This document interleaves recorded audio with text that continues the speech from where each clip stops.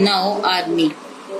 The East India Company required a regular army to protect its Indian trade settlements from hostile local rulers and rival European companies. In 1748, the company's force at Madras were under the command of an experienced British officer named Stinger Lawrence. He was given the responsibility to train the mixed band of European and Indian soldiers. Thus, he laid the foundation of an army which grew into a regular Madras army in the next decade. Working on the same line, Bombay and Calcutta too trained their separate armies. Later, all the three armies were merged to form the British Indian Army. The British colonized India with the help of this well-equipped, well-trained bridge of disciplined soldiers who fought for them with loyalty and devotion. इसमें क्या बताया गया है कि east India company ने सेना की मांग की कि वो उनकी भारतीय व्यापार और यूरोपीय जो प्रतिद्वंदी हैं उनसे उनकी रक्षा करें। उसके बाद 1748 में मद्रास में जो है कि एक अनुभवी कमांडर के नेतृत्व में जिसका नाम था स्टिंगर लॉरेंस, ब्रिटिश ऑफिसर की स्थापना की गई। उसे क्या रिस्पॉन्सिबिलिटी दी गई? उसे यूरोपियन सेना और भारतीय सैनिकों को प्रशिक्षित करने की उत्तरदायित्व दिया गया था। इस तरह से उसने आर्मी की जो है भारत में यानी मद्रास आर्मी की जो है नींव रखी। वर्किंग ऑन सेम लाइन, इस तरह से वो अगले डिके में मद्रास सेना के रूप में उभरी और इस तरह से वह अपना काम करता रहा। उसने बॉम्बे और कलकत्ता में अपनी अलग अलग आर्मी को जो है ट्रेन किया और उसने इन सब आर्मी को मिलाकर जो है ब्रिटिश इंडियन आर्मी बनाया और बाद में उसने सारी सेना को ब्रिटिश सेना में मिला दिया। अंग्रेजों ने भारत में अपने उपनिवेश स्थापित किए और अपनी सेना की सहायता की जो अंग्रेजों के प्रति वफादार थी और उनके प्रति पूरी तरह से समर्पित थी। Now composition of British Indian army. The British Indian Army consisted of two troops, the Royal Troops and the Company Troops. Troops का मीनिंग होता है सैन्य दल। The Royal Troops had only British recruits. Their terms of service were far better than the Company Troops, which were mix of both European and Indian soldiers. The Indian soldiers were called Sepoy from the Persian word sipa, meaning soldier. They formed the bulk of company's troops. However, the higher posts with better service condition in the company troops were held by the European soldier. The highest position that an Indian could be hold in the company's troops was that of the Subedar, a rank lower than that of an officer. इसमें जो है British सरकार ने सैन्य दलों की स्थापना की। इसमें दो सैन्य दलों की स्थापना की जिसमें रॉयल ट्रूप्स थे और कंपनी के ट्रूप्स यानी कि कंपनी के सैन्य दल थे। और ये जो थे इनको ब्रिटिश सैनिक ही कहा जाता था और इनकी जो सर्विस थी यानी कि जो इनका सेवा काल था वो कंपनी के सैन्य दल से बहुत ही ज़्यादा अच्छा होता था। लेकिन इनमें जो यूरोपीय और भारतीय जो सैनिक है वो मिक्स होते थे, एक दूसरे के साथ मिले होते थे। इंडियन सोल्जर को सिपाही कहा जाता था और ये बहुत से काम करते थे। और इसी तरह से हायर पोस्ट पे जो दूसरे ट्रूप्स होते थे, सैनिक होते थे, उनकी कंडीशन यानी उनकी दशा जो है यूरोपियन सोल्जर से काफ़ी अच्छी होती थी और उनको सैन्य दलों में काफ़ी हाई पोजीशन भी दी जाती थी। और जो कंपनी ट्रूप्स वार और जिसमें सूबेदार जो था सबसे अच्छा रैंक था, a rank lower than that of an officer, जो कि इन अधिकारियों को दिया जाता था। Now by 1815 there was 2 lakh soldier in the army. The soldier lived a cantonments होता है छावनी, and wore European type uniform. The huge army was used to control India in a following way. to conquer more territory, to protect British territory from rivals, to protect the trading interest of company, to suppress the internal revolts as when arose against the British. इसमें क्या था, उन्होंने उनके लिए प्रदेशों को जीता और ब्रिटिश प्रदेशों की उनके प्रतिद्वंदियों से रक्षा की, यानी जो उनके विरोधी थे, और कंपनी के व्यापारिक केंद्रों को सुरक्षित रखा। आंतरिक क्रांति के कारण उन्होंने उन लोगों का विरोध किया जो ब्रिटिश लोगों के खिलाफ होते थे, क्योंकि ये जो सेना थी भारत में बन रही थी वो ब्रिटिश लोगों के प्रति पूरी तरह से वफादार थी। Now the land till policy till 1857 background village in India were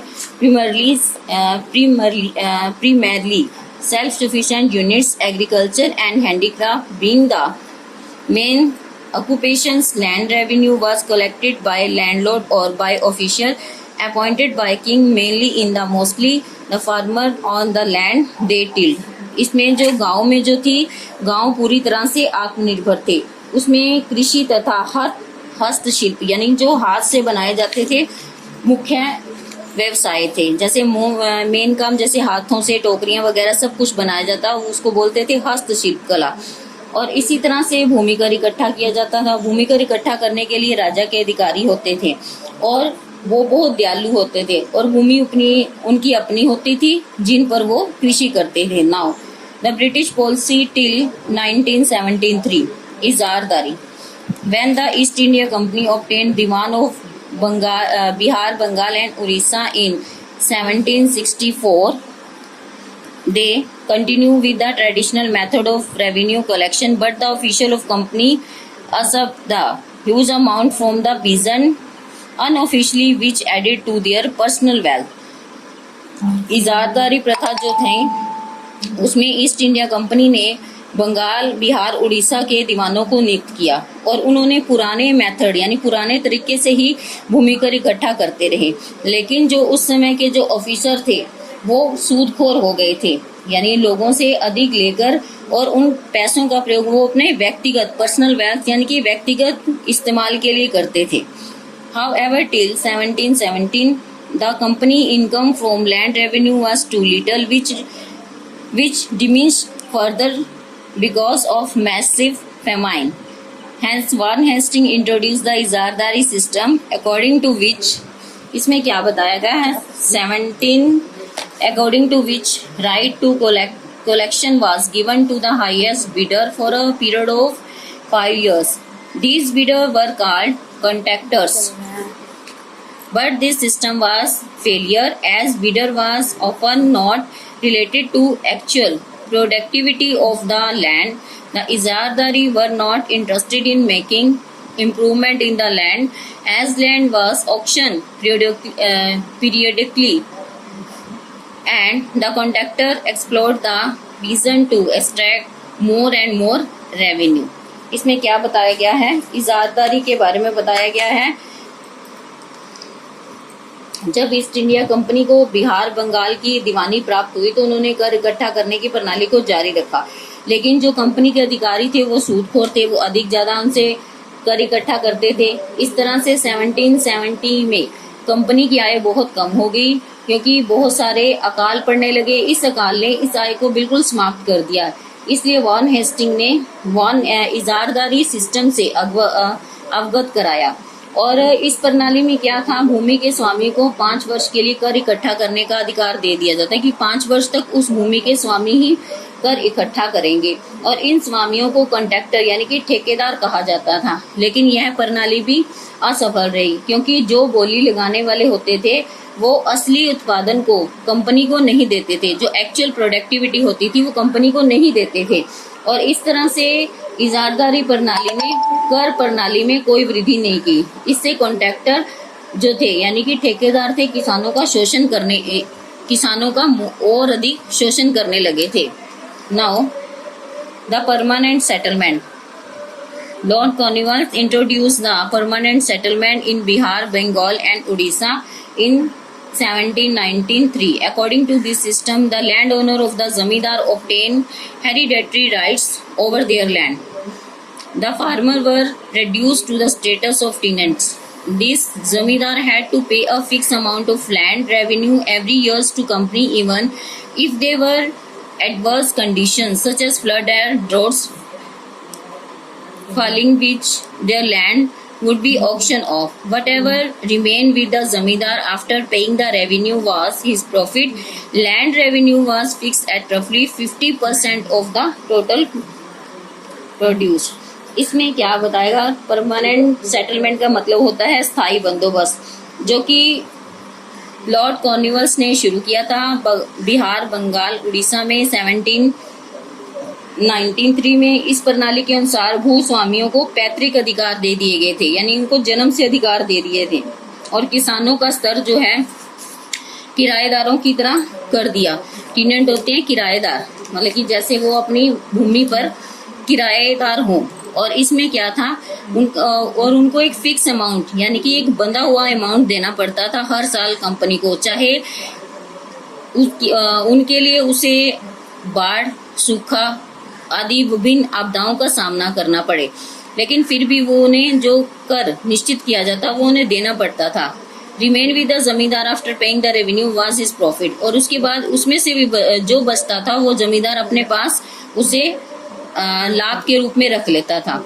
the land revenue was fixed at रफली 50% टोटल, और इसमें जो है 50% यानी कि 50% हिस्सा जो है रेवेन्यू के लिए फिक्स कर दिया गया।